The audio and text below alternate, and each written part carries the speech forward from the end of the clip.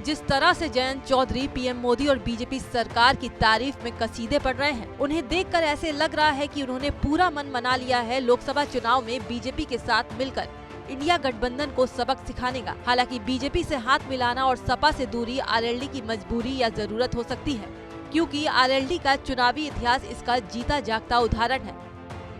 जयंत चौधरी की पार्टी के इतिहास पर नजर डालें तो आरएलडी के गठन के बाद पहला चुनाव 1999 में हुआ। इस चुनाव में पार्टी ने 7 सीटों पर अपने उम्मीदवार उतारे थे, लेकिन उसके हाथ केवल 2 सीट लगी। लेकिन 2004 में आरएलडी ने सपा के साथ गठबंधन किया तो उसे 3 सीट का फायदा हुआ। फिर 2009 का लोकसभा चुनाव आरएलडी ने बीजेपी के साथ गठबंधन करके लड़ा और ये चुनाव आरएलडी के इतिहास में उसके लिए सबसे अच्छा रहा। पार्टी ने 7 सीटों पर उम्मीदवार उतारे और 5 पर जीत दर्ज की। फिर 2014 का चुनाव आरएलडी ने कांग्रेस के साथ गठबंधन में लड़ा।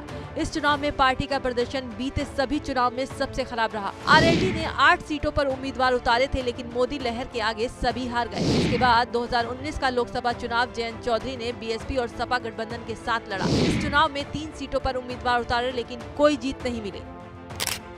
ये आंकड़े बताते हैं कि बीजेपी से हाथ मिलाना जयंत चौधरी की मजबूरी और जरूरत दोनों है, क्योंकि बीजेपी के साथ गठबंधन करने पर आरएलडी को जितना फायदा पिछले चुनावों में मिला है, उतना सपा, बसपा और कांग्रेस के साथ करने पर भी नहीं मिला। बीजेपी के साथ ही जयंत चौधरी केवल एक बार चुनावी टेस्ट में पास हुए हैं। इस लिहाज से देखा जाए तो जयंत चौधरी के लिए ये सौदा फायदे में ही रहने वाला है। हालांकि कितना फायदा होगा ये तो चुनावी नतीजे ही बताएंगे।